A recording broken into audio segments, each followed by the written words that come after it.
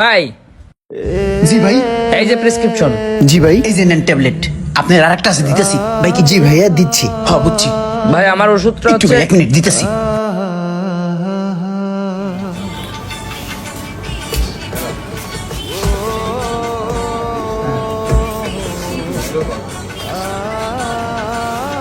এই যে ভাই আপনার ওষুধ। ভাই যে ওষুধগুলা লেখা আছে এগুলাই দেবেন, একটু যেন উলটপালট করবেন না। ঠিক আছে। ডাক্তার দাঁড়ায় আছে ভাই, মার ওষুধ দ্রুত দেন। ওকে ভাই, একটু খারাপ। ভাই আমার এখনো 2টা বাকি আছে ওষুধ। হ্যাঁ এটাও আছে, দিতেছি। দাঁড়ান, কাটতেই আমি কাটতাছি, 1 মিনিট কারণ আমি কেচিরে লই একটা দিতেছি। ভাই সব ওষুধ কি আছে একটু দেখেন তো। হ হ আছে আছে।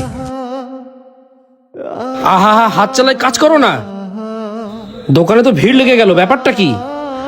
ভাই আমার আর ওষুধ লাগবো না, এই পর্যন্ত যা দিয়েছেন এটা হিসাব করেন। ভাই 1260 টাকা। উফ কি একটা অবস্থা, এতগুলা কাস্টমার। দোকান মালিক মোবাইলে গান দেখতেছে। কেমন মানুষ রে ভাই, একটু এখানে এসে হেল্প তো করতে পারে নাকি। কর্মচারীটা তো দৌড়ের উপরে আছে, ওর ঝাড়ি দিয়ে এবার কি করবো। এ ভাই আমার একটা গ্যাস্ট্রিকের ওষুধ আর না পাদান তো। হ্যাঁ ভাই, একে একে সবারটা দিন। এলো ভাই। কি ভাই? এ ভাই বাচ্চা ঠান্ডা আছে, জ্বর আছে, দেখেন তো কি ওষুধ খালে ভালো হবে। এই দেখো তো ওনার কি লাগবে। বস, বাচ্চার বয়স কত? পাতলা আগা আছে। মন্ডাই চাইতেছে দোকান মালিকরে কিছু কই। মাথায় কাম করতেছে না, এই ট্যাবলেটটা কোথায়? এই যে ভাই আপনার লাফা সিরাপ।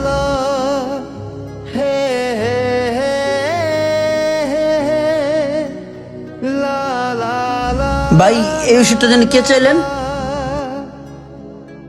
এই যে আপনার একটা বাকি আছিল না। আর ভাই কি চাইলেন? পাতলা পায়খানার ট্যাবলেট দিতাছি। এই যে লন। কয় টাকা ভাই?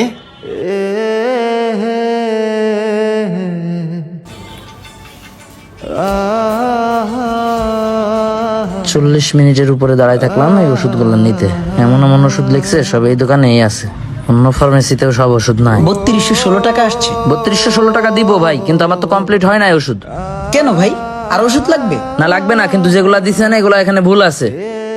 কি বলেন? না না, আমি দেখে দেখে দিছি না। এই ওষুধ কি আমার প্রেসক্রিপশনে এখানে লেখা আছে? দেখেন তো। হ্যাঁ আছে তো। কোথায় আছে?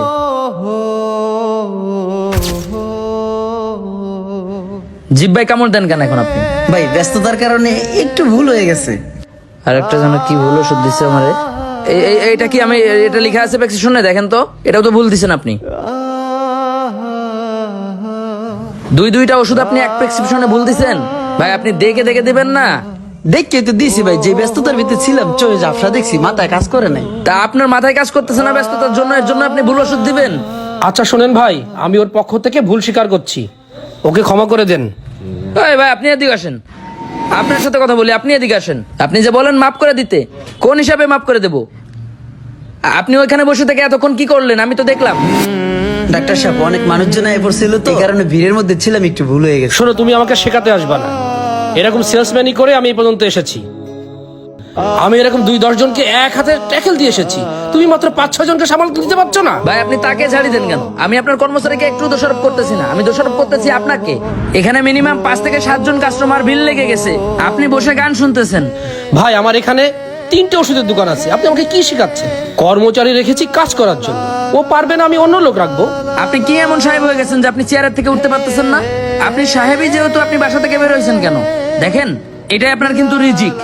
আমরা টাকা দিতেছি, ওষুধ কিনতেছি, এই টাকা দিয়েই কিন্তু আপনার সংসার চলতেছে। ওই যে মোবাইল দেখতেছেন না, মোবাইলটাও তো এই ব্যবসার টাকা দিয়েই কিনছেন, তারপরে দেখতেছেন নাকি? আপনার দোকানে ভিড় লেগে গেছে, আপনি কি 2-1 জনের সার্ভিস দিতে পারেন না? আপনি যদি একটু 2-1 জনের সার্ভিস দেন তাহলে তো কর্মচারী ভুলটা করতে। ভাই আপনি থামেন, 2 জন স্টাফ এখানে রেখেছি, ওরা যদি সার্ভিস না দিতে পারে তাহলে কেন রাখবো ওদের? আমি কি বেতন দিই না তাদের? সে ভুল করেছে, সে দোষ আমাকে দিচ্ছেন কেন? ভাই কাস্টমারকে আপনি ছোট চোখে দেখবেন না। আপনার হসপিটালের সামনে ওষুধের দোকান, এখানে কারোর মা অসুস্থ, কারোর বউ অসুস্থ, কারোর বাচ্চা অসুস্থ, কেউ বিপজ্জনক অবস্থাতে ভুগতেছে, সে কারণে এখানে ওষুধ নিতে আসছে। আর আপনি সেই দোকানে বসে থেকে কিভাবে রিল্যাক্সে গান শোনেন? আপনি তো 2-1 জন কাস্টমারকে দেখতে পারেন নাকি? এই কাস্টমারদের জন্যই তো আপনার ব্যবসা চলতেছে। ব্যবসা তো শুধু ব্যবসা না, ব্যবসা তো একটা কাস্টমারের সেবা। আপনি কি ঠিক মতো সেবা দিচ্ছেন? এই হসপিটালের সামনে 3-3টে দোকানের মালিক আমি, আর আপনি আমাকে বলছেন সেবা দিতে? সেটা কি সম্ভব? ভাই 3টে ওষুধের দোকান শেষ হইতে 3 মিনিটও লাগবে না। আপনি হয়তো ব্যবসা করেই এই 3টা ওষুধের দোকান দিছেন। আপনাদের কাছ থেকে তো টাকা দিয়ে ওষুধ কিনতে আসছি, ফ্রিতে ওষুধ নিতে আসছি না। টাকা দিয়ে ওষুধ নিতে এসে যদি আপনাদের সার্ভিস এত খারাপ পাই তাহলে কেমন লাগে বলুন? ওষুধ নেওয়ার পরে যে আপনি টাকা নিচ্ছেন না এমন তো কথা না। তাহলে আমাদের প্রপার যে সার্ভিসটা আপনার দেওয়া উচিত না? তো আমরা প্রপার সার্ভিস কি পাচ্ছি?